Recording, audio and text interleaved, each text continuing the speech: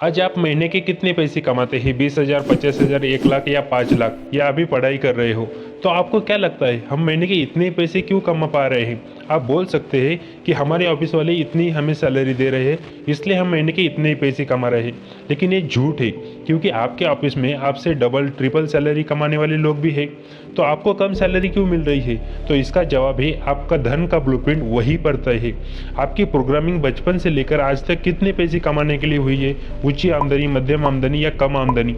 तो इसमें से आपकी जो भी प्रोग्रामिंग हुई है वही आमदनी आप आज कमा रहे हैं, और ये अंतिम सत्य है। तो आज के वीडियो में हम यही सीखने वाले हैं कि ये प्रोग्रामिंग होती क्या है, ये हमारे दिमाग पर पैसों को लेकर कैसा असर डालती है, और अगर हमें अपनी प्रोग्रामिंग चेंज करनी है तो क्या करना होगा। हम आज जितने पैसे कमा रहे हैं उससे डबल पैसे कैसे कमा सकते हैं, ये सब हम आज सीखेंगे the secrets of millionaire mind इस बुक से।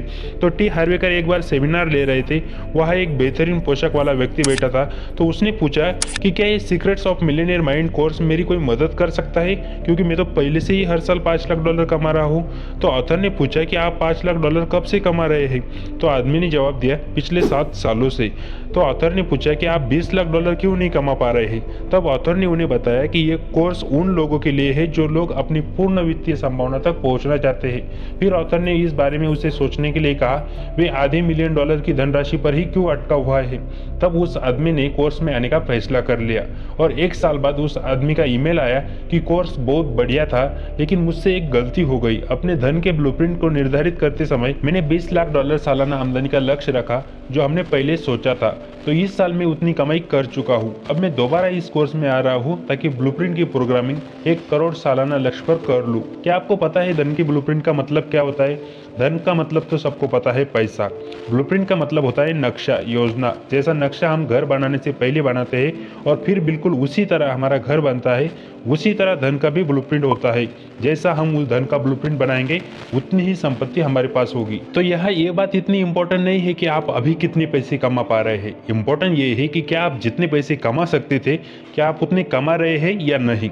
अब कुछ लोग बोल सकते हैं कि इतने पैसे की हमें क्या ज़रूरत है। पहली बात तो ये सवाल आपकी दौलत के लिए बहुत सकारात्मक नहीं है, और इस सवाल से पता चलता है कि आपको अपना धन का ब्लूप्रिंट बदल लेना चाहिए।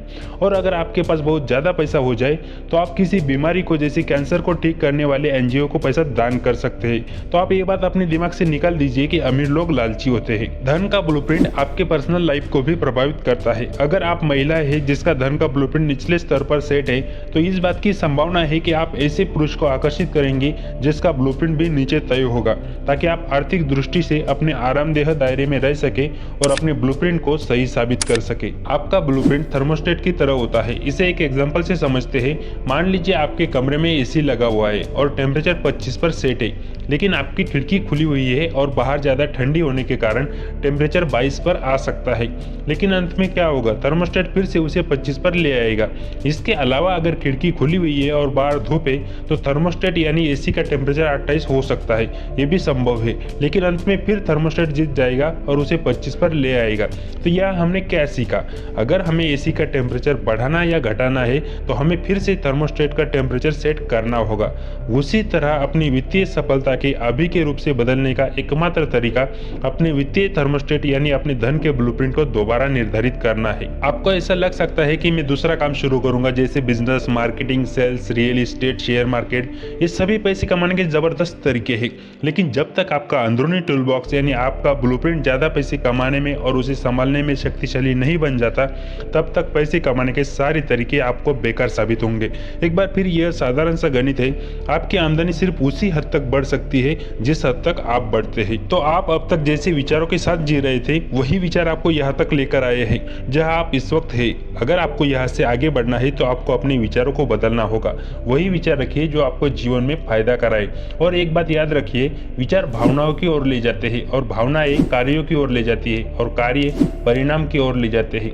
आप अमीर लोगों की तरह सोचने और काम करने का चुनाव कर सकते हैं और इसी तरह अमीर लोगों जैसे परिणाम उत्पन्न कर सकते हैं। अगर आपके दिमाग में सवाल है कि अमीर लोग किस तरह सोचते और काम करते हैं, तो आगे की वीडियोज में हम डिटेल में इसके बारे में बात करने वाले हैं। इसलिए अभी से चैनल को सब्सक्राइब करके नोटिफिकेशन बेल को ऑन कर दीजिए, ताकि आगे की वीडियोज की नोटिफिकेशन आपको मिलती रहे। चलिए आगे बढ़ते हैं। तो ये जो हमारा दिमाग है ना, इसे आप एक फाइलों की कैबिनेट समझ सकते हैं। जिस तरह हमारे ऑफिस में, घर में फाइल की अलमारी होती है, वैसा ही हमारा दिमाग है और ये वैसा ही काम करता है। एक एग्जाम्पल से समझते हैं। मान लीजिए आपकी बीवी एक शॉपिंग मॉल में जाती है और वहाँ उसे ग्रीन कलर का पर्स दिखता है, तो यही सवाल लेकर वो खुद के दिमाग तक लेकर जाती है कि मुझे ये पर्स खरीदना चाहिए या नहीं। तो एक सेकंड के 1000वें हिस्से में उसके दिमाग में रखी फाइलें जवाब लेकर हाजिर हो जाती है कि पिछले हफ्ते ही तुमने ग्रीन कलर की साड़ी खरीदी है, यह पर्स उस साड़ी पर मैचिंग भी हो जाएगा और यह पर्स तो यहाँ पर 25% पर डिस्काउंट में भी मिल रहा है, तो ये एक अच्छा सौदा होगा, इसे खरीद लो। और वो उस पर्स को खरीद कर ना सिर्फ खुश होती है बल्कि खुद पर गर्व करती है कि उसे इस पर्स पर 25% का डिस्काउंट भी मिला है। और ये खरीदारी उसके दिमाग की हिसाब से बहुत समझदारी वाली है। लेकिन किसी भी मोड़ पर उसके दिमाग में ये विचार क्यों नहीं आया कि सच में यह पर्स सुंदर है, लेकिन क्या इसकी मुझे सच में बहुत ज़रूरत है भी या नहीं। और इस वक्त हमारे ऊपर कर्ज भी है, लोन की EMI भी देनी है, इसलिए संयम रखना चाहिए। तो उसके दिमाग में ये विचार इसलिए नहीं आया क्योंकि उसके दिमाग की किसी फाइल में ये बात दर्ज ही नहीं थी कि जब हमारे ऊपर कर्ज हो तो और खरीदारी नहीं करनी चाहिए। तो ये फाइल कभी उसके दिमाग में इंस्टॉल ही नहीं थी, इसीलिए उन्होंने पहले पर्स खरीदने का निर्णय लिया। तो क्या आप समझ गए, अगर हमारे दिमाग में पैसों को लेकर, फाइनेंशियल फ्रीडम को लेकर फाइलें अवेलेबल ही नहीं होगी तो हम पुरानी फाइलों से, पुराने विचारों से ही निर्णय लेते रहेंगे और जिंदगी भर फाइनेंशियली स्ट्रगल करते रहेंगे। अगर आप इसे बदलना चाहते हो तो आपको पहली फाइलों को छोड़कर नई फाइलें इंस्टॉल करनी होगी और अमीरों की तरह सोचना होगा और काम करना होगा। तो 17 तरीके से अमीर लोग गरीब लोगों से अलग सोचते हैं। तो क्या आप ये सारे तरीके जानना चाहते हो? तो हम आगे की वीडियोस में इसी पर बात करने वाले हैं। सो फ्रेंड्स, अगर आप वीडियो को याद तक देख रहे हो तो ये बहुत अच्छी बात है, लेकिन आपके लिए अच्छा तब होगा जब आप इन बातों पर विचार करोगे, इन्हें अपनी लाइफ में अप्लाई करोगे, तब आपको अच्छे परिणाम मिलेंगे। सो फ्रेंड्स, अगर वीडियो अच्छा लगा है तो वीडियो को लाइक कर दीजिए और चैनल को सब्सक्राइब करके नोटिफिकेशन बेल को ऑन कर दीजिए। तो चलिए, मैं मिलता हूँ आपको अगले वीडियो में। तब तक के लिए bye bye and thanks for watching.